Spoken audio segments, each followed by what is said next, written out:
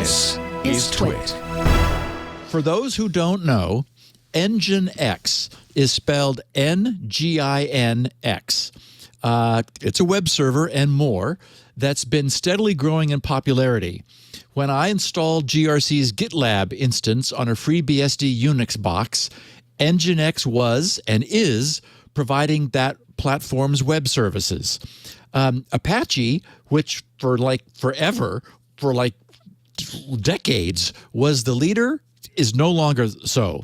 Nginx is now the de facto web platform for new installations, and it's now the most commonly used web server on the internet. It's got a 33.2% share overall, and of the top 1,000 sites, it's just shy of half. It's 45.2% share of the top 1,000 sites.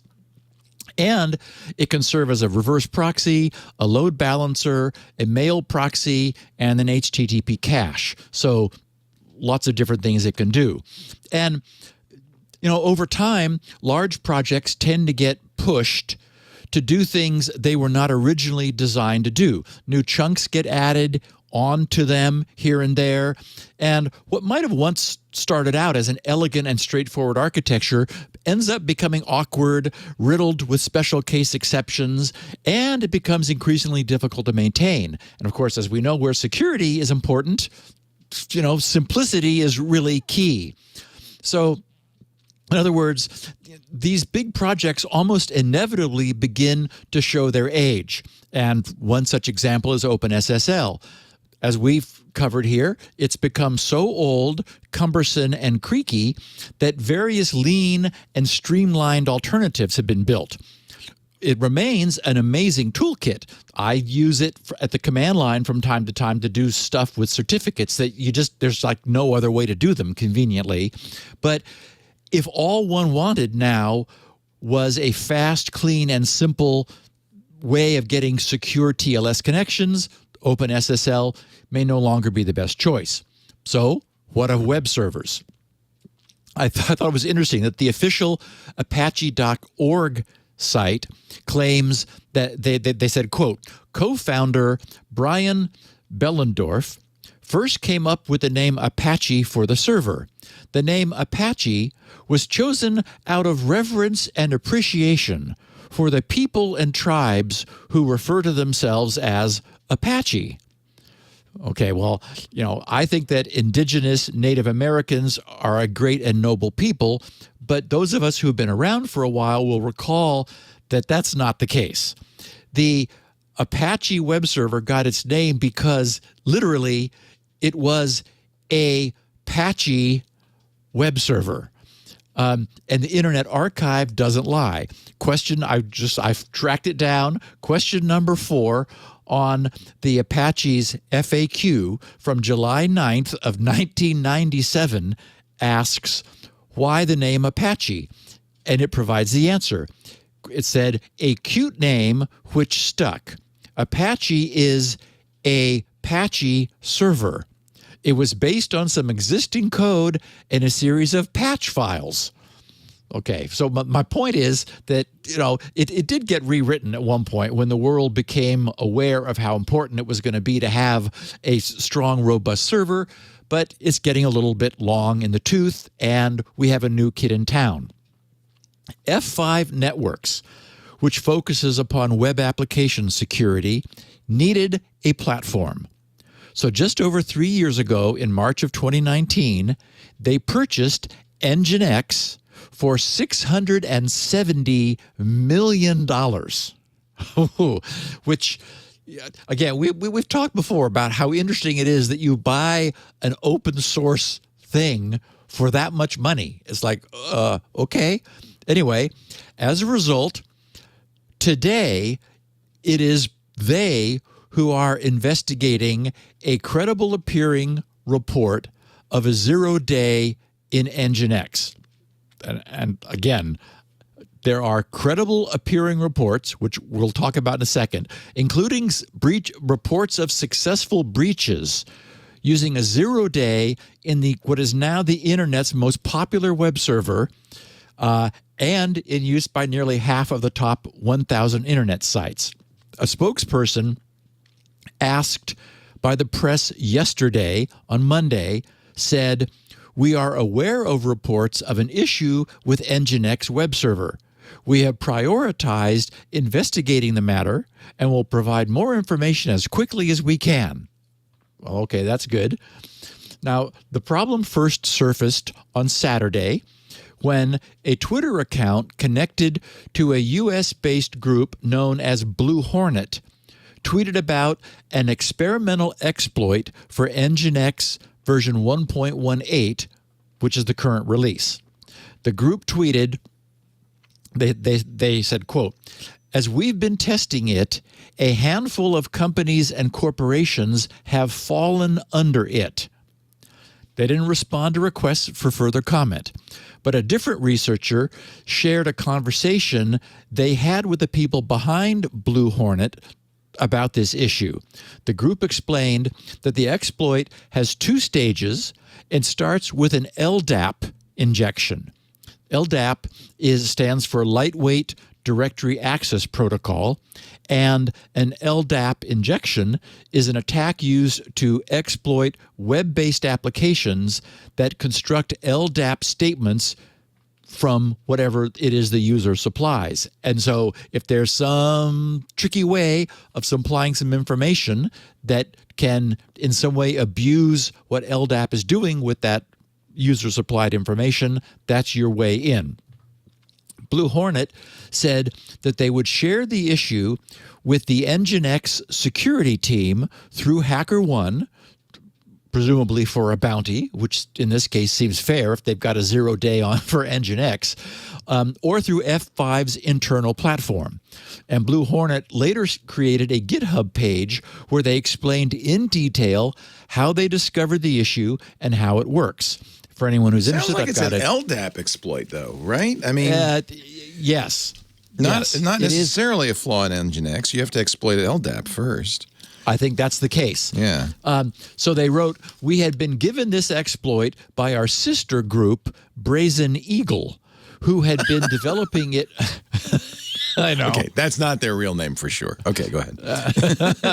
That's as bad as Apache. Okay, go ahead. Yes, nor is it an Indian name. Right? No. Or they said, at least since Spring for Shell came out, although this bears no relation to that. You know, Spring for Shell we'll get to later. That's a Java problem. They said, we're still in the early stages of usage and understanding it as we're working on another vendor vulnerability. So, you know, what are you going to do? You just got too many vulnerabilities to handle at once. They said Gitworm, and that's that other entity that shared some details. Gitworm was allowed to share that information with permission from our DMs. We were initially confused as LDAP does not interact much with Nginx. However, there is an LDAP auth daemon used alongside Nginx, which allows for this to be used. It primarily, they wrote, is used to gain access to private GitHub, Bitbucket, Jenkins, and GitLab instances. They said further testing is required in due time. So that was how they opened their GitHub posting. Then they posted update number 1. As some further analysis is ongoing, the module related to the LDAP auth daemon with Nginx is affected greatly. Then we have a smiley face. They said anything that involves LDAP optional logins works as well. This includes Atlassian accounts, just working out if we can bypass some common, they said WAFs, so that's Windows app or web application firewalls. They said default Nginx configs seem to be the vulnerable type or common configs. We highly recommend disabling the LDAP daemon.enabled property. If you plan on setting it up, be sure to change the LDAP daemon.ldap config properties flag with the correct information and don't leave it on default. This can be changed until Nginx respond to their emails and DMs, and which is a bit of a story. They were having a bad problem getting anyone to respond from F5, which, I don't understand that. Update 2. Been talking to some InfoSec people about this. Some mixed responses. Some are saying it's a problem with LDAP itself and not Nginx, while LDAP daemon isn't always used. The exact quote is, CI/CD pipeline hardens the instance. One of the steps is to completely strip out the LDAP module, end quote.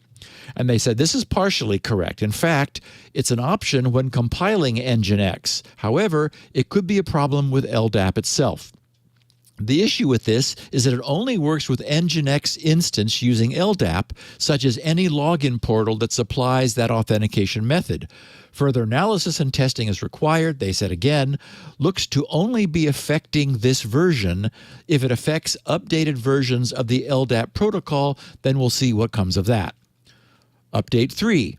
And then says Prenz, as I'm still in ATW, but I'm just shy, but I'm just the only one online, said, have forwarded our own questions, community concerns, further testing questions to Brazen Eagle via email. They have yet to respond as they are US-based. Hopefully, they can provide some further answers. They said, while I'm still skeptical on the workings of this issue, it would explain the companies that were breached in under an hour during testing by Brazen Eagle. They stated that they had passed this exploit to us as they were working on more lucrative exploits, unquote. What that means, I'm not sure. This person posts, some few individuals were clearly told about this being in the works some months ago via Telegram chats, which maybe perhaps some Twitter InfoSec people were talking about it at ATW. Update 4 briefly says, regarding what people have been suggesting on Twitter and on the issues page about this only being an LDAP issue, the problem with this is during testing phases, it's only working on Nginx, not on Apache or other web servers. Also, Nginx have still not replied. Also Nginx have still not replied. They really meant F5.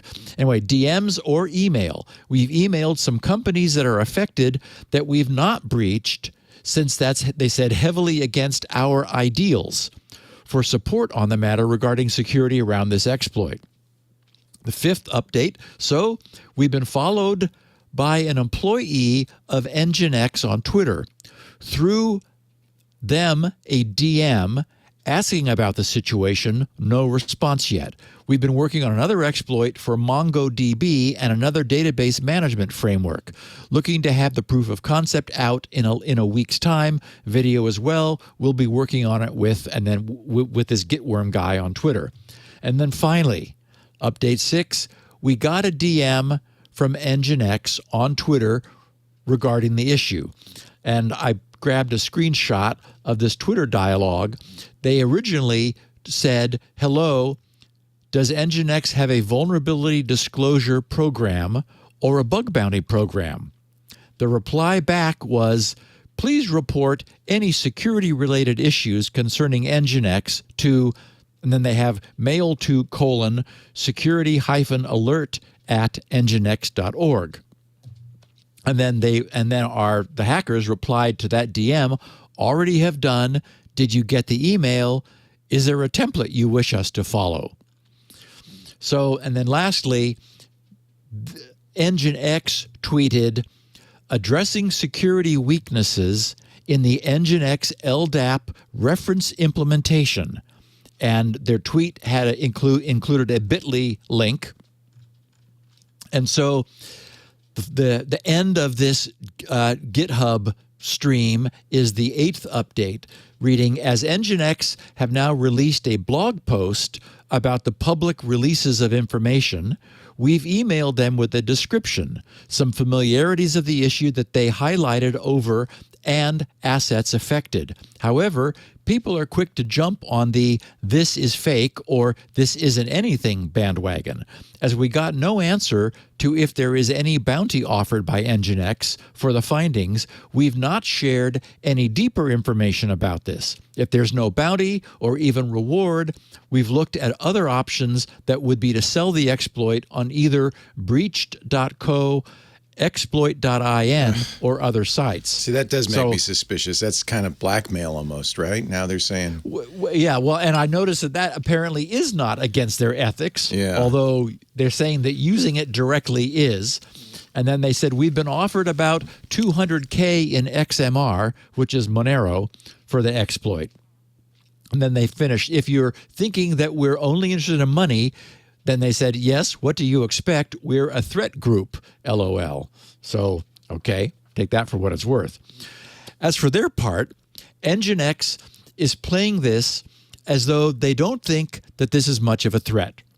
Their posting about this is titled, as I mentioned, Addressing Security Weaknesses in the Nginx LDAP Reference Implementation. And it starts out saying, on 9 April 2022, security vulnerabilities in the Nginx LDAP reference implementation were publicly shared. We have determined that only the reference implementation is affected. Nginx open source and Nginx Plus are not themselves affected, just as you suggested, Leo, and no corrective action is necessary if you do not use the reference implementation. What is do they mean the config file? What do they mean by reference? Well, I got a kick out of this because, in other words, you weren't dumb enough to actually use the sample code of the way this should be used. That would be a bit. Who would do that? I mean, come on. And, we've seen this over and over, right? The classic example from early in this podcast was when Intel published a reference implementation for UP&P, which all router vendors naturally copied and pasted into their code. Then, when it was later found to be horribly defective, Intel said, well, we didn't mean for you to actually use it. We just offered it as a reference. Right. Okay. So they Nginx said the Nginx LDAP reference implementation uses LDAP to authenticate users of applications being proxied by Nginx. Okay, right. It is published as a Python daemon and related Nginx configuration at, and then they have a link, and its purpose and configuration are described in detail on our blog, and another link. And the blog is Nginx plus authenticate users. They said deployments of the LDAP reference implementation are affected by the vulnerabilities if any of the following three conditions apply. Below, we further discuss the conditions and how to mitigate them. So the three conditions are command line parameters are used to configure the Python daemon, which is what they do in the reference implementation. Or there are unused optional configuration parameters, as there are in the reference implementation. Or LDAP authentication depends on specific group membership. So then they finished, note, the LDAP reference implementation is published as a reference implementation and describes the mechanics of how the integration works and all of the components required to verify the integration. It is not a production-grade LDAP solution. For example, there is no encryption of the username and password used for the sample login page, and security notices call this out. So, okay. At this point, we'll have to see how this all plays out. Nginx has a corporate interest in, to some degree, I mean, they have to take responsibility, but they would like to downplay it.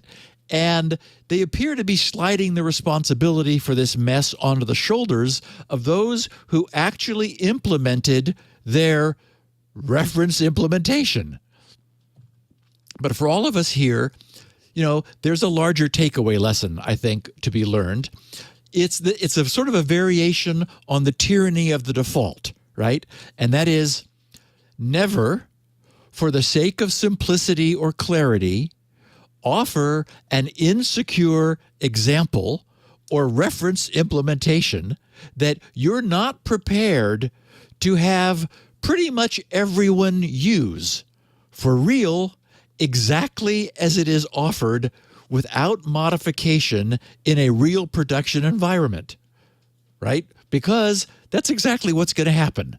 Everyone's in a hurry. No one's as much in love with your stuff as you are.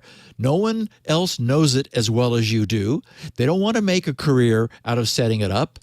They just want to get it going and, install it. Okay, fine, it works, good. And then move on to the next thing. So it's necessary to assume that all of the default settings are going to be left as is, including any code or examples that are provided as samples of this is how you set it up, because that's what's going to happen.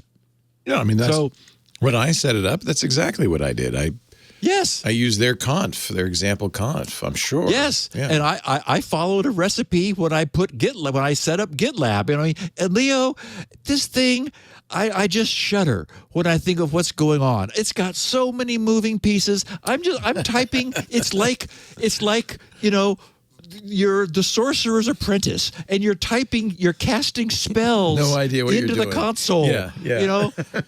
And you don't even dare type them yourself. So you copy it out of the recipe and paste it over here and you hit enter. And then the screen scrolls. I'm glad to know that you feel that way too, because I just assume that I'm an idiot and that I just don't know what I'm doing. Oh, nobody knows. Yeah. No. Yeah. No, and when I compile stuff, you just see the compiler is just look at the make files. Who even knows what all those settings, all those parameters mean? I have no idea.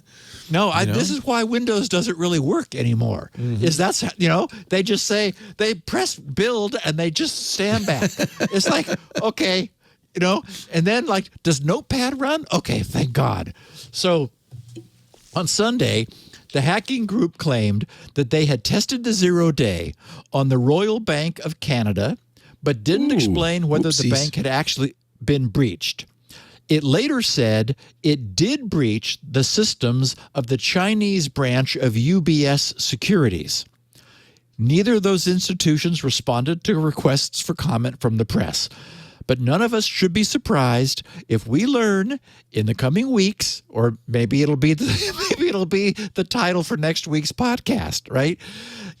Of sites breached by leveraging this newly uncovered 0-day in Nginx's reference implementation of LDAP-based authentication. Clearly, some people have just used it the way Nginx said, here it is, don't use it. But well, if it's here, why should we not use it? So, that's how the world got UP&P from the beginning. Remember back then in the beginning of the podcast, Leo, when it turned out that Intel, posted something that you should not use. Yeah, and don't use this. It was in every router. This is how you don't want to do it. Our reference implementation. How you don't want to do it. Wow.